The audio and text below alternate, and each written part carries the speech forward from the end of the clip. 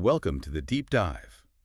Today we're plunging into the really fascinating, sometimes kind of bewildering world of TikTok virality. Yeah. I mean, when you think about it, some creators have audiences bigger than, well, entire countries. Yeah. It just shows the massive scale of influence we're talking about here. It really does.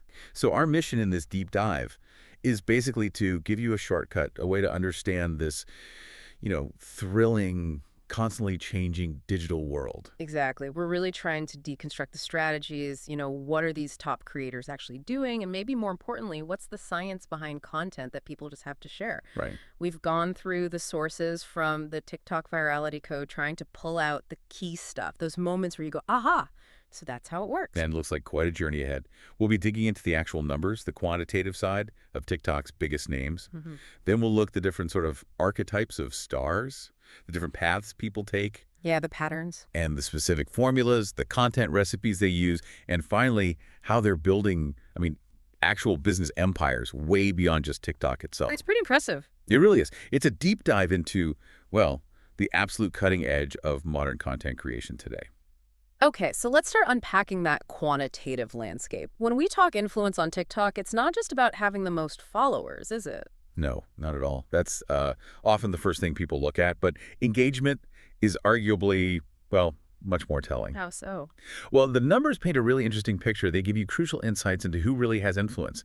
So as of, mid-2025, Khaby Lame is still number one. An incredible 162.4 million followers. Wow. He actually overtook Charli D'Amelio. She's at 157.3 million now, way back in June 2022. Right, I remember that. But here's where it gets really fascinating. Yeah. Mr. Beast, okay, he's third with 119 million followers, which is massive, obviously. It's huge, yeah. But his average engagement rate is an incredible 7.42%. 7.42%, that sounds high. It's enormous for an account that size. It means for every 100 followers, more than 7 are actively liking, commenting, sharing. It shows a really powerful connection, not just passive scrolling.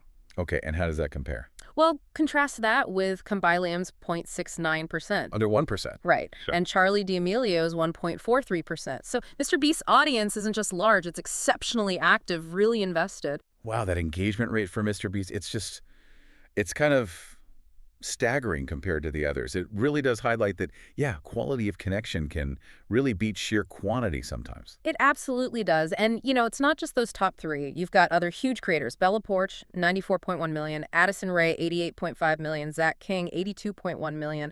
They're all part of this vast digital ecosystem. And what's really key here, I think, is that each one, in their own way, has carved out a very specific niche that really connects with their audience no matter where they started. And how does this connect to, say, traditional celebrities trying to use TikTok? That's another really telling comparison. Look at someone like The Rock. Huge star, right? But his engagement rate on TikTok is near 0%. Zero, really? Pretty much. Will Smith, only 0.13%. It strongly suggests that just having massive pre-existing fame doesn't automatically work on TikTok. You need a specific strategy for this platform. But some celebrities do well. Exactly. Conversely, you look at artists like Billie Eilish. She has a 6.28% engagement rate. Or Karol G at 5.27%. It's still very high. Very high. They demonstrate that mainstream figures can get high engagement, but usually because they adapt to TikTok's unique style, its culture, its trends. What really jumps out at you when you hear these numbers? It's exactly that point you just made. It's not just about having a presence. It's about how you participate, Yeah. You need that tailored approach. It completely reframes what influence even means here. Right. So with such different results, what does this tell us about the path to stardom? It sounds like it's not just one single road. Maybe we can group these successes into archetypes of influence. Absolutely. That's a great way to think about it. The path isn't monolithic at all. We can definitely identify distinct archetypes, each with its own kind of strategy and way of connecting with people. Okay, walk us through them. Right. So first, you've got the global comedian. Think Khaby Lame. The key here is mass appeal through silent physical comedy. That signature shrug, the gesture, it needs no translation. Universal. Totally visual, universally relatable. Then there's the relatable trendsetter. This was kind of the original model, maybe. Like Charlie D'Amelio, Addison Rae. They master platform trends, dances, lip syncs. The stuff TikTok became known for early on. Exactly. And Charlie, for example, she was a competitive dancer for years before TikTok. That background helped. But it was also her sort of girl next door vibe. It builds these really strong parasocial bonds. That feeling like you actually know them. Yeah, that one-sided sense of friendship. Very powerful. Okay, then a newer but hugely impactful archetype. The high-stakes philanthropist.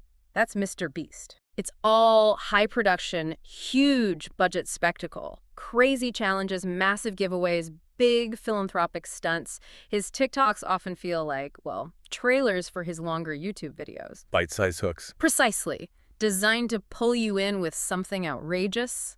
Next, the digital magician, like Zach King. Oh yeah, his stuff is amazing. Isn't it? It's all about technical skill, artistry, these visually stunning, seamless illusions that make you go, wait, how? Requires serious video editing chops. You can see the work involved. Definitely. Then there's the crossover mogul. This is a bit broader. It includes digital natives like Addison Rae or Bella Poarch using TikTok fame to launch mainstream careers, acting, music. Addison Rae's movie or Bella Poarch's music. Exactly. And it also includes established celebs like The Rock who are using TikTok more for marketing or engaging fans, even if their engagement stats aren't always top tier. Okay, makes sense. Any others? Yes! Finally, the niche specialist. Think Spencer X for beatboxing, CZ and Burak for that enormous scale cooking. With the smile. Yeah. Or Michaela Noguera in beauty. With her very distinctive reviews and accent, they dominate a specific vertical, deep expertise, unique style. They own that niche. That's a really useful breakdown. What does this sort of evolution in archetypes tell us? You mentioned a shift. Yeah, I think there's an important evolution here. We've seen a move perhaps from the early dominance of the relatable trendsetter, which was very platform native, maybe more culturally specific towards models like the global comedian and high-stakes philanthropist. Why that shift? Their content tends to be more language agnostic, more universally understood. Cobby's silence, Mr. Beast's spectacle, they cross borders easily. And the big implication, especially for global brands, is pretty clear. Content strategies that minimize those linguistic and cultural barriers, they seem to be the most powerful for achieving really widespread reach now. That makes a lot of sense. It's fascinating how diverse these paths are. But okay, understanding who they are is one piece. The real magic, maybe, is understanding how they keep creating that appeal, video after video. Right. Let's peel back another layer. Let's talk about the actual content formulas, because these top creators, they're not just winging it, are they? They seem like incredibly smart media strategists, entrepreneurs even. Oh, absolutely, they are. And when you actually deconstruct their viral videos, you definitely see specific, repeatable patterns emerge. It's quite methodical in many cases. Like with Copy Lame. Exactly. Take Cobby Lame. His formula is remarkably consistent, almost always a three-part structure. Sure. 1, he shows some absurdly complicated life hack. 2, he presents the simple, common-sense solution, often using TikTok's duet or stitch feature. 3, finishes with that signature silent shrug and hand gesture. The humor is purely from the contrast, 0 language issues, and honestly pretty low complexity to produce, relatively speaking. Genius in its simplicity. What about Mr. Beast? Very different vibe. Totally different. Mr. Beast is pure spectacle, pure high stakes. Almost every TikTok kicks off with an outrageous hook in the first, 3 seconds. I just bought this private island and I'm giving it away, or something equally nuts. Grabs you immediately. Right. Then it's usually a rapid-fire montage of emotional highs and lows from the main challenger giveaway. They function as these super powerful mini trailers designed to drive you over to his main YouTube channel. And that 7.42% engagement, it just proves how well this high-stakes, high-energy approach works to get people invested. Okay, and Charlie. Back to that relatable archetype. Yeah, Charli D'Amelio, her roots are deep in native TikTok culture. Her success was built on doing the trending dances, often in pretty lo-fi settings like her bedroom. That really cemented that relatable, authentic sort of friend persona. Less polished, maybe. Less polished, more accessible. Her content now includes vlogs, get ready with me videos, collabs. It all fosters that strong parasocial connection we talked about. And that explains her solid 1.43% engagement, which is still very strong for an account her size. Authenticity is core there. And Zach King, the magician. Right, Zach Kim. His formula is all about the technical artistry, seamless editing, visual effects to create these illusions. There's often that wait for it feeling, or a sudden unexpected twist at the end. Makes you want to watch again to figure it out. Exactly. It drives rewatches. People literally scrub back and forth trying to catch the trick. But, as we said, this has a really high implementation complexity. You need specialized skills, advanced editing software. It's captivating, but hard to replicate. This is fascinating. It really shows the strategic thinking behind the videos, which leads us nicely to another angle, the creator as business. How are they turning all this digital influence, these millions of followers, into, well, tangible off-platform businesses? It feels like it's way beyond just getting paid for ads now. Oh, it's way beyond that. And this is maybe one of the most interesting shifts happening right now. What you're seeing is a strategic pivot. They're essentially trying to deplatform their fame. Deplatform, what do you mean by that? Moving from just being paid for promoting other people's stuff to actually owning the products and ventures themselves. The Forbes top creators list, which looks at earnings, really shines a light on this. Okay, like who? Well, Mr. Beast Jimmy Donaldson is the prime example. Estimated earnings around $85 million. His empire isn't just YouTube ad revenue. It includes Feastables, his snack brand. Right, the chocolate bars? Exactly. Mr. Beast Burger, his virtual fast food chain, and now even Beast Games, that big competition show on Amazon Prime, his TikTok and YouTube. They're basically integrated marketing engines driving customers to his businesses. Wow, $85 million. That's staggering. Who else? Then you have Charlie and Dixie D'Amelio.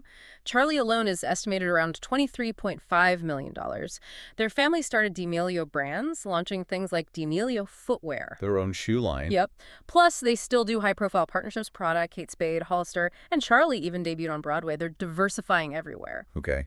What about someone like Addison Rae? Addison Rae, another great example, leveraged her 88 million followers into a lead role in a Netflix film, He's All That, launched a music career with singles like Be Happy, plus major brand deals with L'Oreal, Reebok, American Eagle. Music, movies, brands. Right. And even Bella Poarch, she went mega viral with a simple lip sync video, remember? The head bobbing one? Yeah, that one. But she quickly pivoted that massive attention into launching a legitimate music career.